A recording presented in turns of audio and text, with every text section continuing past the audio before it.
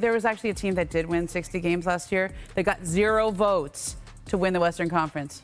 Did you watch Game 7 of the conference semifinals? Did you see that? That's why I didn't. Phoenix Suns, now he's fries? No, I'm not. Yo, what's going on, guys? My name is Alex, and with the regular season approaching, I thought it's about time to dive into a couple of teams that I have some thoughts on.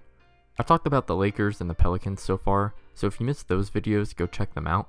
But one of the other teams that I wanted to talk about was Phoenix Suns. What makes me so interested, and to be honest, worried about the future of this team, is what has occurred during the offseason that may lead to their downfall after just 2 seasons ago making it to the finals. There's a lot to discuss, but first, let's recap last season to see how we got here. The Suns went into last season with all the confidence in the world. They just made it to the finals after not making it to the playoffs since 2010. They were also able to do it in the first year with Chris Paul running the point guard. With lots of young talent and depth off the bench, the Suns were expected to come back and compete again, and that's exactly what happened. They finished last season dominating every team with the best record in the league, going 64-18. Even that type of success wasn't expected, however, especially since the Suns went 1-3 to start the season, and they followed that up with an 18-game win streak. In addition, news came out that the Suns owner Robert Sarver was being accused of racism and misogyny in an ESPN report. This caused some people to worry about how the Suns may perform with the news looming over the franchise, but this quickly became a flash in the pan because of all the winning the Suns were doing. Going into the playoffs, the Suns were expected to either make it back to the finals or at worst lose to the Warriors in the conference finals. However, before they get there, they had to face the Pelicans in the first round, who had to climb their way through the end of the season and play-in tournament just to get there. In addition, they did all of this without Zion Williamson. The Suns were favored heavily, most predicting a sweep or the Suns winning in 5. However, this wasn't the case at all. The Suns won in 6, but the series was closer than anyone imagined. It could have gone 7, but the Suns were able to close it out by 6 points off a spectacular performance by CP3, who scored 33 points and didn't miss a single shot, going 14 for 14 from the field and 4 for 4 from the line. In the second round, the Suns faced the Mavs, and although it wasn't as consensus, the Suns were still favored in the series. And up until after Game 5, this was the case. However, in Game 5, the Suns were talking trash all game to the Mavs, and one specific moment stands out when after Devin Booker drew a foul, Devin Booker called it the Luka Special. After the game, Luka was visibly frustrated, and the cameras caught him saying this.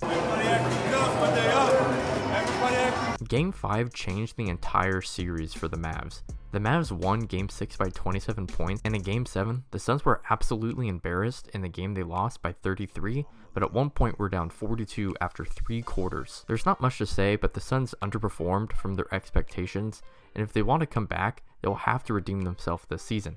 However, this offseason brought even more obstacles. First off, DeAndre Ayton was due for a contract extension throughout the season, but the Suns were unwilling to pay him the max extension that he wanted. This led to him becoming a restricted free agent in the offseason, which the Suns ended up matching the Pacers' offer of 4 years, $133 million. This in theory sounds fine, but listen to what Ayton had to say about it during media day. Congratulations on obviously getting the deal. Just maybe your thoughts that now that you got that. Maybe what was your initial reaction once the Suns matched the Pacers offer? I was happy. It was all done, I guess. That's it? Yep. Okay. Secondly, Jay Crowder has asked for a trade because of him losing his starting power forward spot to Cam Johnson. Crowder has been a big piece for them the past 2 years, so this will hurt the Suns because this lowers the amount of depth and talent on this roster. And finally, we all know about the results of the investigation of Robert Sarver, which I won't go into detail other than Sarver is a horrible human being, but all of these factors are huge into why the Suns' future is looking dim. I'm sure Ayton will play fine, but in the long term, I question if he actually wants to be there. The Suns could have to trade him this season, but they would have to wait until January 15th due to the rules of matching an offer sheet. Sure, they can get assets out of him, but how much will those assets actually help the Suns make it back to the finals? Again, Crowder leaving hurts the Suns' depth, and to go into more detail on the Suns' depth, I think most of the role players who helped them during the finals run won't be as impactful, like Cameron Payne and Dario Saric, who's coming off an ACL injury.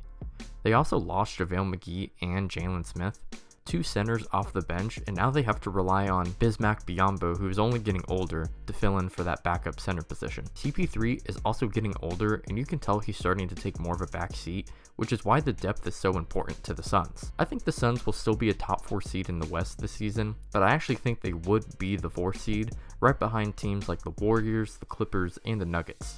They're still a good to great team, but their championship window, in my opinion, is closed, and it took a bad ending and an offseason of misfortune to turn a team who looked unbeatable to a team who just may beat themselves up into the pits of despair. Well, those are my thoughts on the Phoenix Suns going into this season. Let me know what you guys think down below in the comments. If you liked, make sure to like and sub, and check out this video where I talk about the New Orleans Pelicans and why I think they're a team to watch out for next season. Anyway, I'll see you on the next one. Peace out.